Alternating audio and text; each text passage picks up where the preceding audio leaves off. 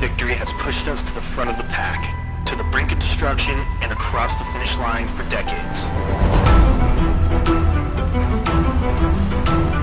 Regardless of the driver, the vehicle, or the terrain, these are the wheels that will help you win by a landslide. The process of relentlessly redefining performance cannot be learned or taught. It's in our DNA.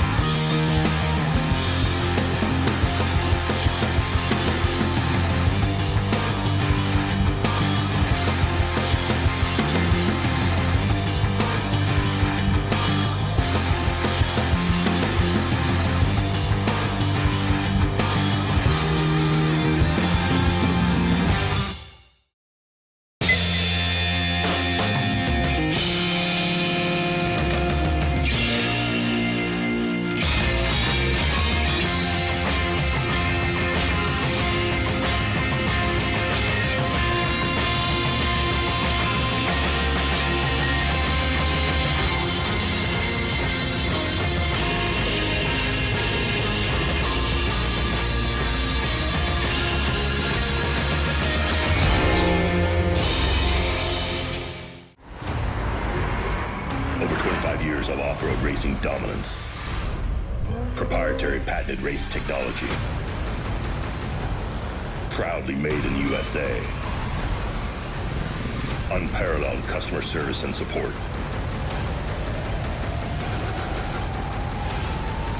The choice of champions. King Shocks. The leader in off-road shock technology.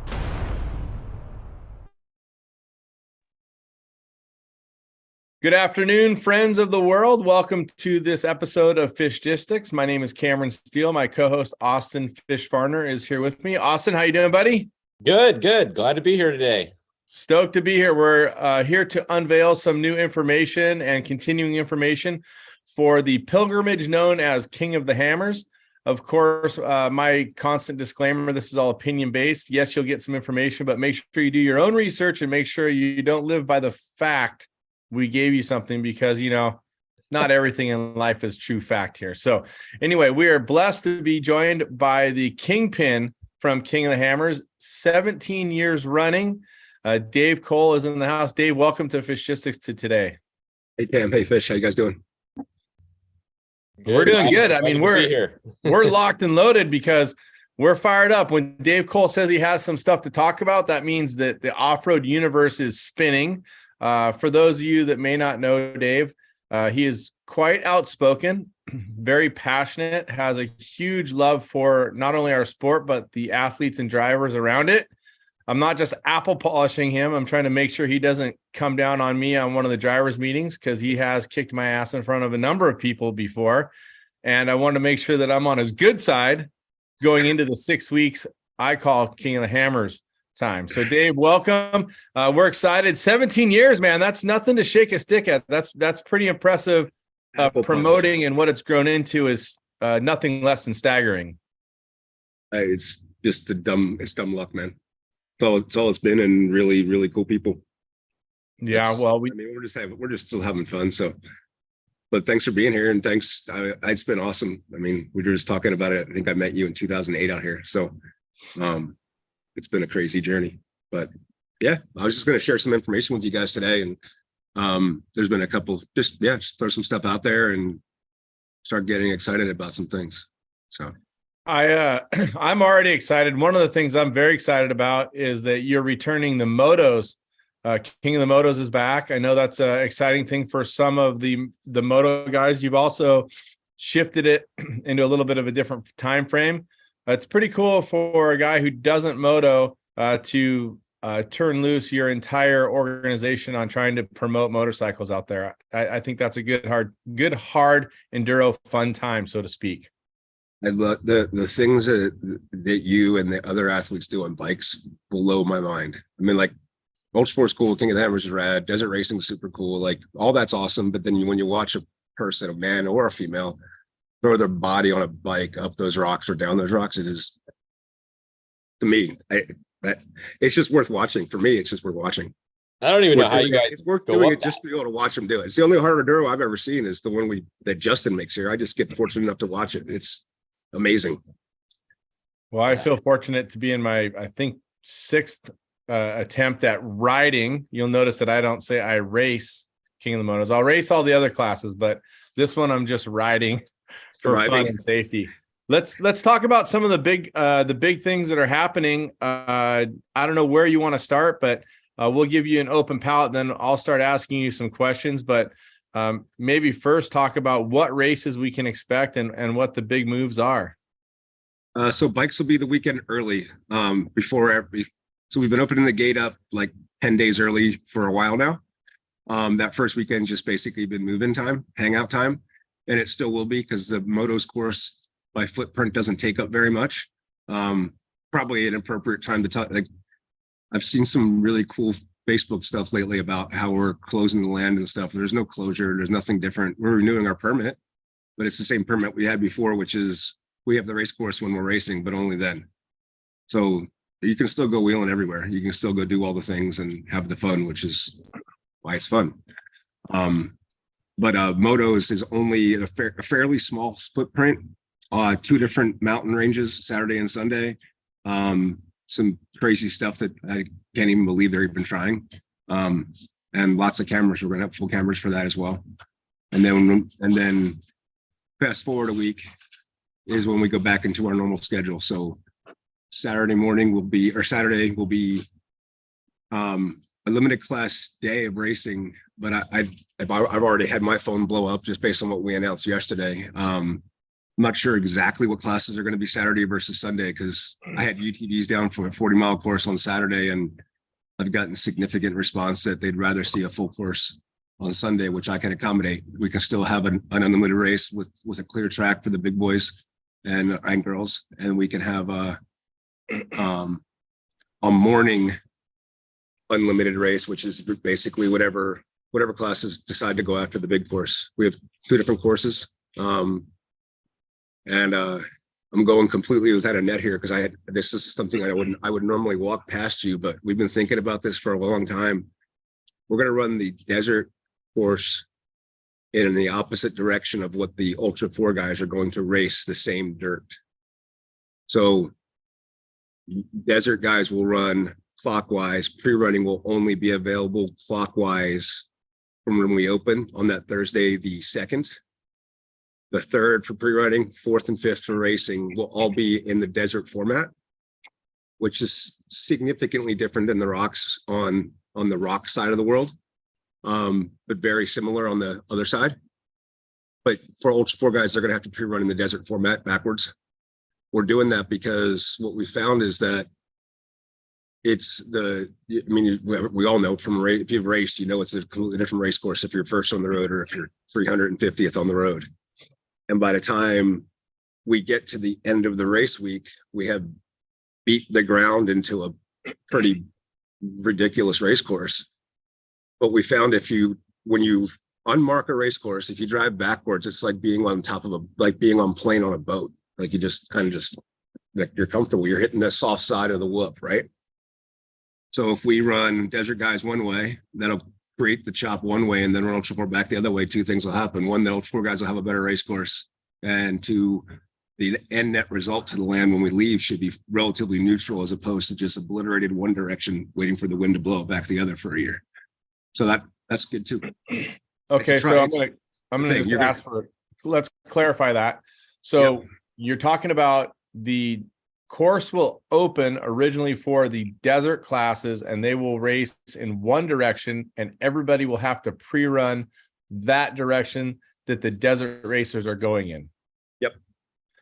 Okay. Go ahead. And there will be significant, like there's only 3 places where you could enter the course, and in those places it will be past abundantly clear that this is the direction of travel for you for the next 3 days. And when we switch back the other way, we'll have that figured out.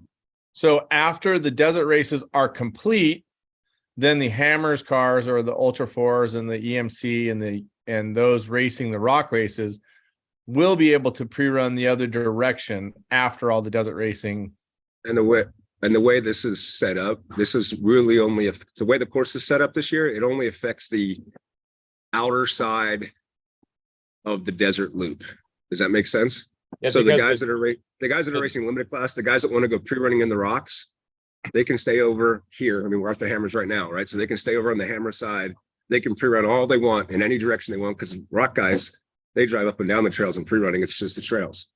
So it's just wheeling over there, go wheeling. And for the specific 35 or 40 miles of overlapping course, we're going to go one direction for the first half of the event and the other direction. So think of it as when you race down in Ensenada and you can't do the first 40 miles back in, you can only do it out.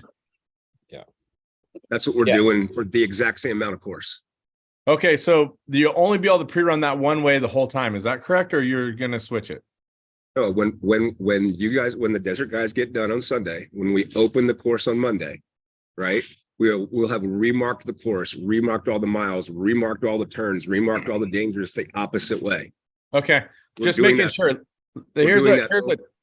Here's a tougher question for me that I'm going to throw your way now that you've explained that. Why do you think that there's not more trophy trucks that come out to King of the Hammers? Because when we started talking about this originally, and I think that this is a spectacular race. I think it's one of the best run races that I've been around. The drivers ask for safety. They ask for pre-running. They ask for their own race. They ask for media. I think that King of the Hammers and Dave Cole have provided this all the way around. I mean, I would say that out of all the opportunities, especially in the United States, there doesn't seem to be one that is better tuned for the trophy truck drivers, so to speak. And, I have my opinions, I think, but I wonder why we don't have 40 trophy trucks. Is that because of the proximity of races that have been around a while, like Parker, which isn't going to run in its window now? Well, I'll preface this, and it gives me my easy out, so we don't.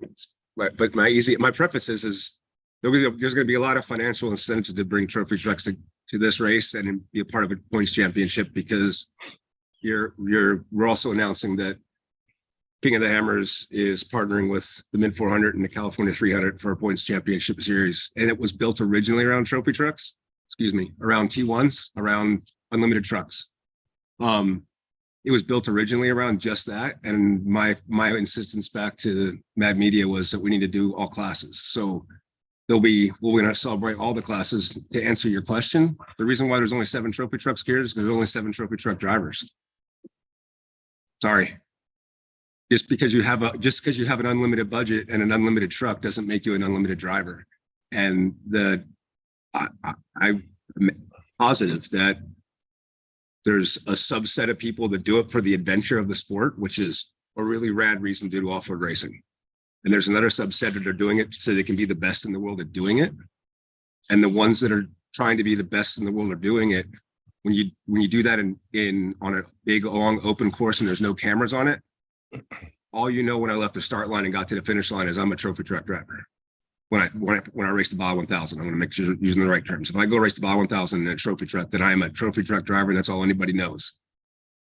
If you do it on a short course format, per se, where there's cameras, now everybody knows if you're slow or fast. And there's people that don't like. I mean, I don't know. If I was really bad at something, I wouldn't want to do it on camera a lot. So you're saying, you're speculating. I've said this before about short course racing in general, that there was a big influx of racers at one point, and some of them left because they don't want to race in front of God and everybody. Right. I think it's a great opportunity for the racers to get out and race. I think what you provided has been great. Making all my efforts to be there, which we've been there. I believe every year you've had T1 trucks, and I think that's incredible that you're working with the Martellis to bring a championship series for all classes, not just the T1s. You're talking about everybody across the board. Yes, and I want to finish that up, because I'm not just trying to call out unlimited truck drivers. It's not what I'm trying to do. What I'm getting at is this is even bigger. I think the problem is having those trucks in the first place. I don't there's no way, there's no physical way that we can make Formula One of off-road around 7 unlimited trucks and those 7 drivers. You can't do it. You can certainly do it around 40 spec versions of those trucks that have a more limited budget, that can get on the course more often. This is just me being a fan talking. I have no dog in that show at all, but I believe to make off-road racing truly palatable and truly pro, as opposed to a really, really, really expensive hobby, is being able to put a lot of cars racing side by side doing things. And the unlimited, it's just, I mean, Pro 4 is not the best racing in short course either, right? Pro 4 is the epitome of performance in short course racing, and it is not the best races to watch, not even close. So it's, I'm just trying to we're on a live telecast right now. We're yeah, I think that if you like doing this because you like the competition and the fun, then that's what we should be building for those racers, whatever class they race in. If some people are better off racing in different classes, that's fine. Just come do what you like to do. Does that make sense? Well, sure. Well, sure. We appreciate your opinion and your openness to be able to throw out what you think is happening. I mean, I don't totally disagree with you. Yeah, what's your opinion? Why do you think they're not here? I think they're just, some of them are just weak and they don't want to race in this format. That's what I think. I mean, I think that being in front of everybody is awesome for some of us, and maybe some people don't want to, like you said, but I'm not exactly sure why they don't come. I think that some of them are just so stuck in their ways that maybe the races that happen around the same time frame cause grief for them to be out there. But I just think it's weak that they're not, more trophy trucks, our T1 trucks aren't there, because you have done everything that we asked you to do as a promoter, in my opinion. Other than I'd like you to start the race later because it's so damn cold in the morning. We can always improve too. I mean, I've had lots of screw ups, and I will continue to do so because that's just my level of capabilities. But I believe that we try, and I believe that but we can get better. We can certainly get better, and we're going to keep trying. I mean, we're going to get different formats this year, different race lanes. Yeah. They're going to race a 40-mile loop as opposed to the 100-mile loop. So there's no remote pits. They can pit in the main pit. They don't have to worry about bringing 6, 7, 10, 12, 15 guys to pit them. Then for the full length stuff, there'll be a new remote pit. It won't be on Bessemer anymore. It's going to be out at Anderson, where you're going to utilize so new remote pit at Anderson. Correct. Yeah, we're utilizing a completely different footprint of desert than we've had in the past, that we've used in the past. Trying to find some. So far we've revealed here 40% new course. We've talked about the fact that there's going to be different changes in the direction of the desert style course racing, whether you're racing desert or you're racing the rock races. Yep. We also have learned now that you're teaming up with Mad Media, the Mint 400 and California 300 for a points championship. So you guys are working together. Let's talk about some of the core rock racing. I know that you revealed, if I'm not mistaken, through an email that I received, that the course will be different and maybe tougher than it's been recently. I'm not exactly sure. I don't want to put words in your mouth. I'm paraphrasing from what I think I read. It's going to be harder for sure. Very much harder. Maybe not harder at the 4,400 level. I think we're getting to a pretty good plane, but the limited class, the other classes have caught up their level of capability so much that I need to step it up. Specifically, you're saying you need to make it tougher for EMC or UTV or something like that, is what you're saying? I am. Yes, sir. Thanks. Yes, that's exactly what I'm saying. I'm saying that, yes, there'll be less. The UTV race is going to be till 6 o'clock now too, not 4 o'clock like it has been, because I don't believe there's going to be as many finishers. Copy that. I want to give them a chance to finish by making the course longer. In the past, we've had a very, very high percentage of finishers in the UTV class. Dave, to go back real quick, we had a couple of people asking here on the T1. That's going to start in the afternoon. Now, you said on Sunday, most likely. Yeah, it sounds to me like we will do something like with the class 10s, UTVs, like that mid performance pack. I mean, very fast cars, but not unlimited. Have them. I'm responding to the ask. I mean, people want to go race the big course, and the limited leak that we had so far about it being a limited, like a short course and a long course, is that UTVs and the 10 guys and those guys want to race. So we'll find a way to do that. I mean, this is kind of one of the things you said before, Cameron. This is the part that I don't do terribly well, but it's also a good thing. Like I'll listen. I'll hear you out. If you guys want to do that, I'll figure it out.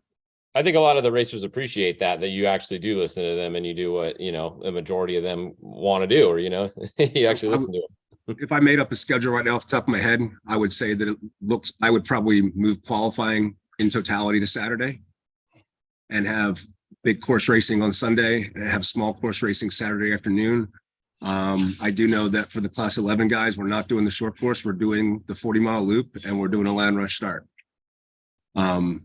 And so I would expect there to be one lap of the 40. I know we have a big 1450 class coming. I'm not sure how much they want to bite off. I've heard 40 miles. I've heard 80 miles. I've heard more. So I want to give people what they want.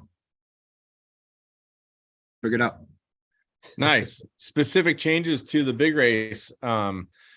Anything different with the way the spectators will be able to view? I know that you guys have been incredibly open with people driving to the spots and being able to really see the racing, which has been really cool. Any changes with the spectating for any of the races, really? No, we're increasing the number of spectator areas. You'll still be able to drive around the desert. We have places you can't drive. I mean, we have to protect the race course in certain areas, but there's still all kinds of places to drive while we're racing that you can go do and either enjoy the land and not watch the race, or drive out to a remote area and just enjoy the desert from a different perspective. Nothing's changed from that perspective at all. One of the questions I think that comes up is the purses for the racers. I know that you guys are doing when people pre-buy their tickets, if they choose a driver, $10 of their entry money or their ticket money goes to that driver, which is a really cool and different stat. I also understand from James Masters, who's your new director of media, that you guys are also going to be offering a t-shirt of choice that you can choose to buy when they sign up for their tickets. I think that's all great and very different and forward thinking. I didn't know about the t-shirt. I know about the competitive payback program. Okay. Maybe I'm wrong. Like I said at the beginning of the show, this is all just happenstance and opinion. So don't take it to the bank. I hope they're doing t-shirts. The team is awesome, and they're probably pulling all the levers, trying to do all the things to make it cool. And so if they're going to do a t-shirt giveaway, that's rad. That's that could be. Let's talk about the purse real quick. Then let's talk about some of the staff that you've brought in. What are the purses for the races, Dave? Is there a way? Do you have that pre-calculated, or is that something that happens based on entries, or is that a hybrid of both? No.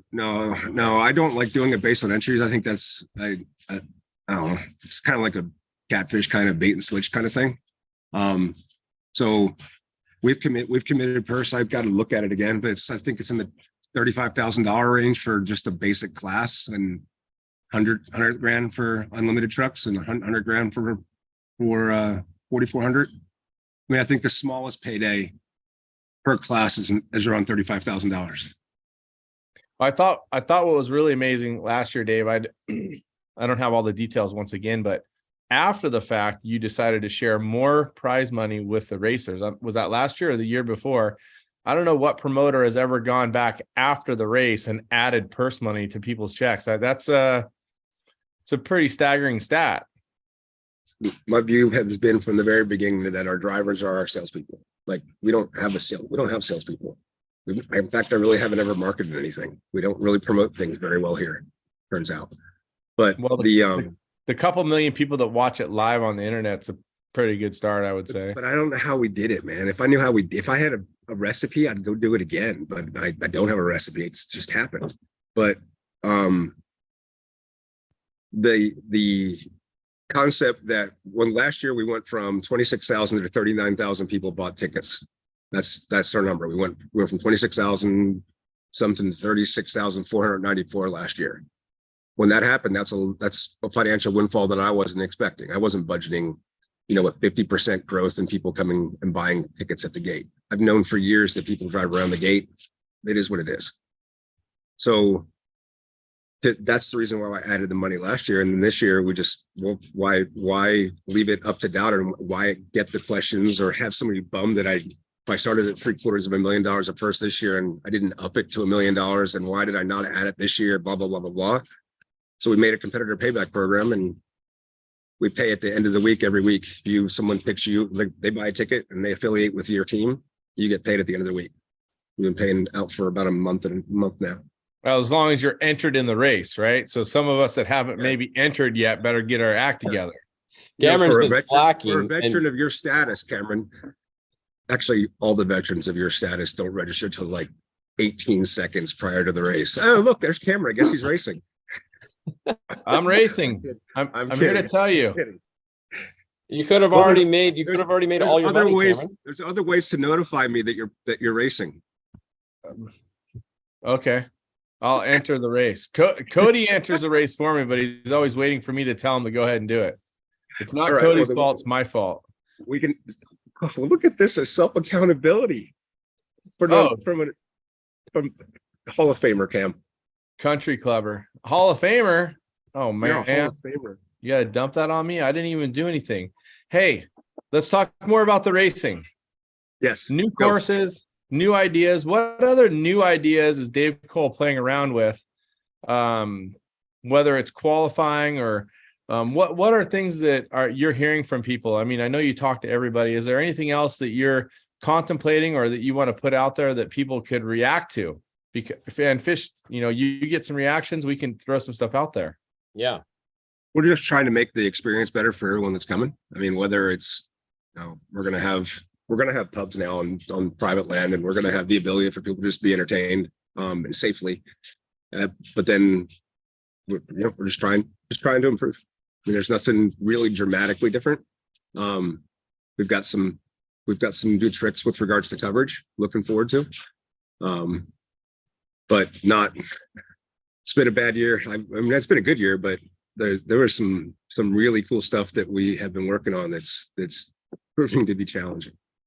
But some out of that's come some really cool other pickups that we didn't have before. So I know it's going to be a great show.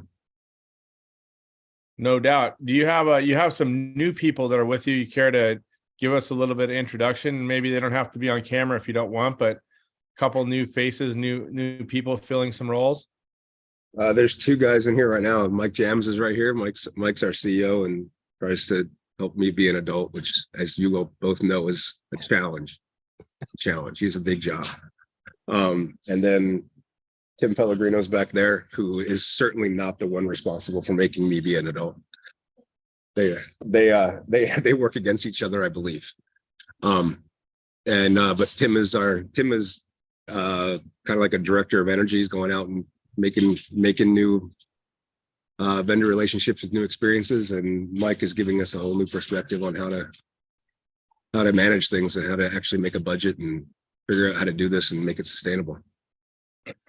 Now, we do have a couple questions on here that have been repeated a bunch. A bunch of people are asking about the qualifying course. Dave, can you talk about the qualifying course at all?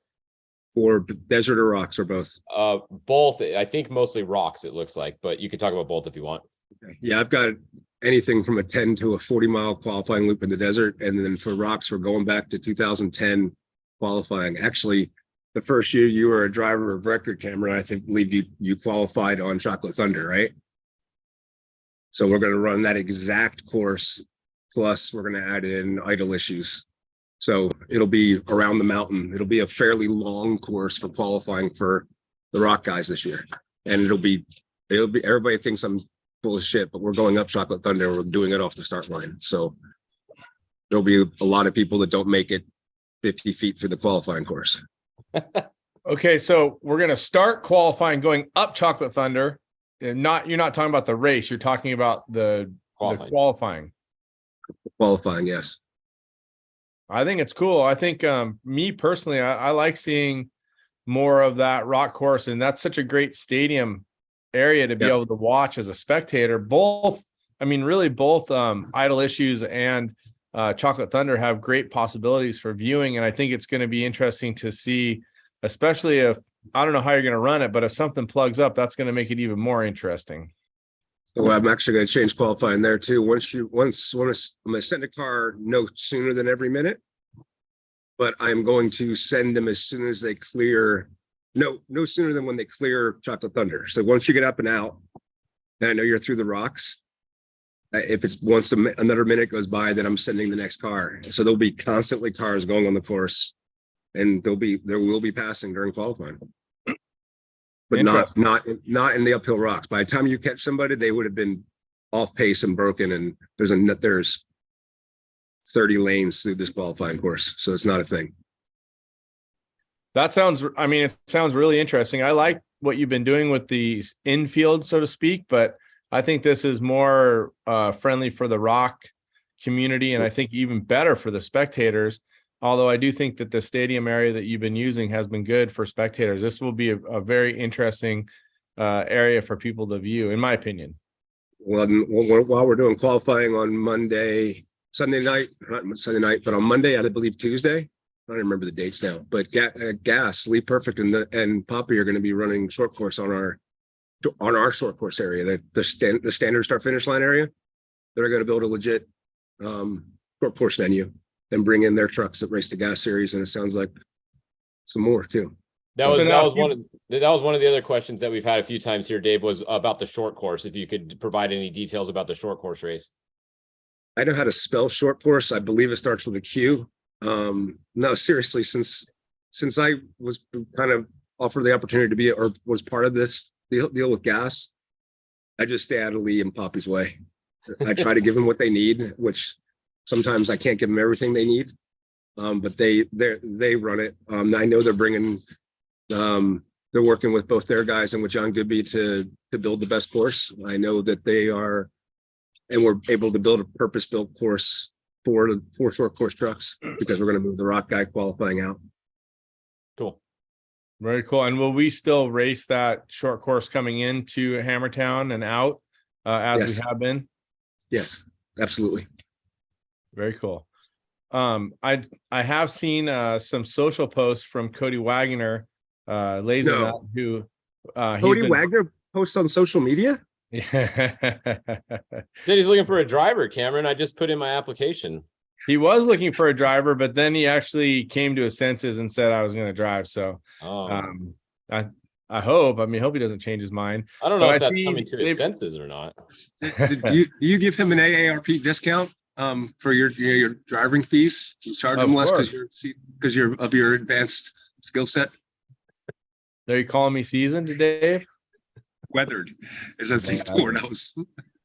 That's rough right there. That's some rough content right there. We're gonna have to make sure we out you on something along the way. But my question there was that Cody in the past has come up. I know you guys added Laser Nut Alley last year, something a little bit different, getting out of the sand in the bottom, adjacent to Idle Issues. I'm losing my train of thought on. We will be racing up Laser Nut Alley and her problems on the way to Idle Issues during the qualifying loop. Yes. Okay. But new creative lines that I haven't marked yet, so you won't know where to pre-run. There were some delineation issues, obviously, last year with the cones and people skipping some of those sections. I'm assuming you have thought a way through that to make sure they don't do that. Yep, we're giving the crowd paintball guns. Oh, even better. Right on. But what I was asking about Cody and running some of those new lines, is there people out there working on new lines, something different we haven't seen? I know that you guys came up with a couple different routes that hadn't been used before over the last couple of years. Is that something you're striving to do once again?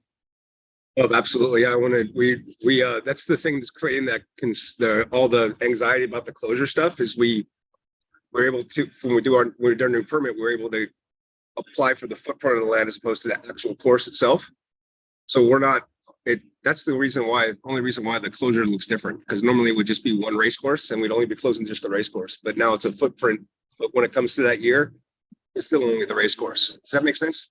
I'm answering your other question about us being able to do new stuff and why. Yeah. There was one question regarding that. People want to know if they're going to be able to go back up on the hillsides of Backdoor during the shootout. 100% yes. 100% yes. Okay. 100% yes. There we go. Wow, that's a massive amount of information. New trails coming. That's great to hear. Always something fun. Builds a little unnerving, maybe isn't the right way to say it, but uncertainty heading towards those new trails. I know I had a little bit of anxiety when we first took on Dead Blow or King's Graveyard, which took us out of the race actually. But yeah, it's cool to see you guys working on coming up with different ideas. I also like when you guys change up the formats in different directions, multiple laps. Are we still looking at, for the big hammers race, are we still looking at a 3-lap race? Are we looking at different format changes? It'll be at least 3 laps. At least 3 laps. Well, will you be able to pre-run the qualifier? People are asking, is there going to be a pre-run for the qualifying course for the rock guys? I think they're talking about. Sure. Yeah, we'll have the course set up when we at the opening of the gate. Yes, you'll have the course before you even get here for qualifying. Okay. When the gate opens on the 26th, we'll release the qualifying course. Because we've already marked it. It'll be apparent just by driving over there. Perfect. Okay, so Hammertown opens when, and the bikes the first 3 days that Hammertown's open? Yep, and we're going to figure out something. This is completely off script, but we've been asked, and we will sort it out, a way to do a reduced entry ticket for bikes, just for if you show it. It's only going to be at the gate. You come at the gate and you just get a bikes weekend kind of pass. That way, people aren't paying for the entire event. It's $50 now, but it's at the gate's going to be $100, and we don't want them to have to. Well, I want the people that have always been coming for cheap to be able to buy the cheap. I just can't keep building the event bigger for and stay and keep growing it and stay where we're at. And we have to grow. Let me clarify, Dave. You said that right now people can buy their King of the Hammers pass ticket, which that gets them into Hammertown for the entire event. Get some, 100%. For $50. Yes. That's pretty inexpensive, Dave. That's pretty expensive just to have a porta potty to go to for 8 days. But it used to be free, Cameron. It used to be. When we started King of the Hammers, it was free, and then it was a donation. And it's been $50 for about 4 years now, I think. And the people that paid 25 before that stayed at 25, and the people and anybody now can buy it at 50. My view on it is the people that have built it and can hear us talking now, they should be able to buy it cheaper. But the people that hear about it on January 20th, because it was the cool thing on YouTube, they should pay more. They're coming to consume what we've built for the last 20 years. Well, I think it's fair, Dave, and I'll highlight it for you a little bit. I mean, events and promoters. I mean, everybody says it's BLM land, but that there is a permit involved. There is fencing involved. There's infrastructure involved. All those park rangers, BLM, fire, EMS, police, security, all of that doesn't come without a cost. And I think that what's really a great testimony to what you've done, and without, like I said, apple polishing you too much, is that even though that infrastructure has grown and the cost maybe has grown, it's been able to stay, like I say, the Burning Man for off-road. It's an off-road festival of people that enjoy desert and off-road, and everybody still has that feeling camping out there. And I personally, I think it's the greatest experience in all of off-road. I would prefer that people don't act crazy at night and don't do stupid stuff. But I do think overall that what you've created inside Hammertown and around the events is spectacular, and nothing compares. Bottom line. That's why I want to be there for all 5 or 6 races, because I believe in what you've done. And so do all these other, 100,000 people that come to the desert over that week. Yeah. And I appreciate that. And it's just been a fun thing. Like these are the things. And I'm out here now because this is where we like to be. But Yeah, no. Sorry, I was kind of rambling before, and I appreciate being able to talk to you guys. Yeah, for sure, Dave. What else? Is there anything else that you would like to reveal? Anything you want to hint about? Anything you want to send out there? There was some questions. I don't know if you have this yet about the entertainment, Dave. I don't know if that's lined up yet or not. There was some people asking about the bands and stuff. I believe Sublime's playing on Wednesday night. That was the only night they can play this year, and Sublime will always come back because I just like they're cool and they like coming out here, so they're going to come back. We are working with a buddy of mine who does music festivals to just put together all the music, and we'll have the acts out here in the next week or so. There'll be several, 5, 6, 7 bands. Question: separate fee for the bands, or that's all included in your Hammers pass as well? And $50. Yeah. When's the last time you could go to a concert and spend $50, right? Like that's, I don't know. I don't understand how anybody complains about the entry fee personally. I mean, it's quite ridiculous for somebody to complain about it. If they're going to complain about it, they should probably just stay home, in my opinion, really. I mean, I don't want to hang out with people that complain about that. All of the qualifying is you can spectate. All of the short course racing you can spectate. All of the races you can spectate. And it all gets you a pass inside. I don't know, for $100, Dave, when you get to the race, I think that's a pretty fair deal. So I wish you well on that. I don't see why anybody would gripe, but someone will find a reason to gripe. Not worried about it. It's all good. One of the other questions, Dave, real quick, was the entry list. Do you know when you guys are going to be posting the entry list for any of the classes? I think we should be doing it right now. If we aren't, then that's a fail and I'll fix that. But I know we have, I mean, as of this morning, like 210 people entered. So I'm not, we should be showing that and sharing that, and I'll make sure that happens. I apologize that it hasn't. Cool. And no, just to clarify for everybody, we got more people confused again. Is it per person $50 or is it per car? And that gets you the whole week. It's not per day. 2 weeks, and it's $50 for 2 weeks. And that's per person or per car? But per person. Per wristband. Per wristband. But that's what it costs now. On January 2nd, it goes to 75, and at the gates 100. And that's what everybody's freaking out about. But what I'm trying to do is tell everybody now, everybody that's ever been, tell everybody you know, so you get cheap tickets. Yeah. Like the wristband, the wristband gets you into Hammertown, correct? Yes. Yeah. And backdoor shootout and all the arrive and drives to all the vehicles and all the other stuff that happens. Yeah. Okay, so you need a wristband to be able to do any of that. So if somebody doesn't have a wristband, you're not doing any of that stuff. Right. Correct. Okay. Well, Dave, it sounds like you've got quite a bit on your plate moving forward. It doesn't seem like we're far away. Pretty exciting time for off-roaders to have the opportunity to come and do this. And King of Hammers is the big kickoff race for 2023 for a lot of people. Yep, it's going to be. I think there's some more announcements to come. I think it's going to be a pretty good weekend. That desert weekend. It's going to be pretty cool.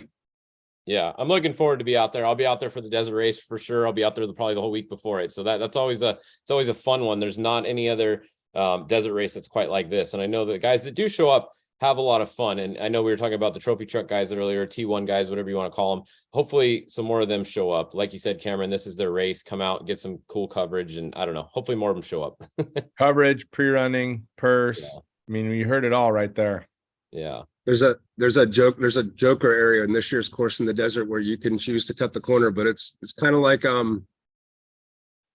cutting the corner in Matomi on that one section where you can cut the corner and it's about a mile shorter but a foot deeper. I mean, and you could choose to be there, or you could choose to drive out onto a lake bed and bone out. And I honestly don't know which one's faster. I was going to go play and see which one was faster, but you'll have options like that this year, which aren't typical. I like it. I like the option lines. I like big options. I like having to think about what you're doing is a big part of racing, I think. And when you add in the elements of having to make decisions maybe in the race and making sure you get to the right lap. I mean, it sounds so simple, but there's many people that have just chosen the wrong lap or the wrong route and ruined their race, but that's all part of it. You got to come with your A game ready to play. And if you're not, then King of the Hammers maybe isn't the place for you, but the coolest place to hang out in the world is the desert, and King of the Hammers offers a lot to see. Cheers, man. Well, appreciate you guys. I'm sure we'll talk between now and then, and look forward to seeing Lake. But you have any more questions, Dave. Fish? Any more questions, Fish? Some people were asking about the EV class. Is there anything about the EV class you want to say yet? Yeah, so I can tell you that there's two different EV classes. There's just the open EV class, like what Kyle's been racing in the past couple of years. I know Joe Silva's got a beautiful car he's put together that's going to race. I'm not sure if him and Kyle are racing together or what that looks like. The spec class that we provided the motors to, so we've sent out motors and inverters to 11 teams, but we have been on the struggle bus trying to get them integrated and working, and now they're working. It's amazing. I drove the car for the first time 3 days ago. Hypercraft is legit. The controllability of the car. So now they're gonna go finalize all the safety protocol for being able to make that integration repeatable, and then just send the kit to the racers, and they'll start building cars. It's gonna be fun. Very interesting. Right. Well, one last question, probably. Is it all ages for the wristband? Is there a minimum age to get a wristband to get in anywhere? Is there any age restrictions? There's the standard. So like under 12 is free. Veterans are half price. Active duty's free. There's all this normal stuff you would get. Absolutely. Okay, so it is all ages event, just so everybody knows. Yeah. Absolutely all ages event, but kids are cheaper a lot or free. Cool. I can't even remember the exact things. It's all good. I'm sure you thought it through. Well, thank you, Dave Cole. King of the Hammers looks to be another banger, so to speak. We're looking forward to lots of desert racing, lots of rock racing, many different classes. Of course, all the different aspects that you bring to the lake bed, including announcing tonight that Sublime will be there on Wednesday night inside the Hammertown. It all sounds like a lot of fun, and we appreciate the efforts you and your crew go through to promote desert racing and off-roading in general. Cheers, man. Appreciate you guys. See you soon, okay? Right on, Dave. Austin, another good one. Stoked to be able to roll out some information and share it with the public. Yep. All good. Thanks for coming on, Dave, Cameron, and I'll see you guys in a few weeks at King of the Hammers. That's going to do it. Everybody be safe, be smart. If you think it's a bad idea, it probably is. So check yourself. A lot of people in one place don't get spooled up by bad decision-making, you guys. Be safe and be smart. We'll see you next time on Fishgistics. See you guys.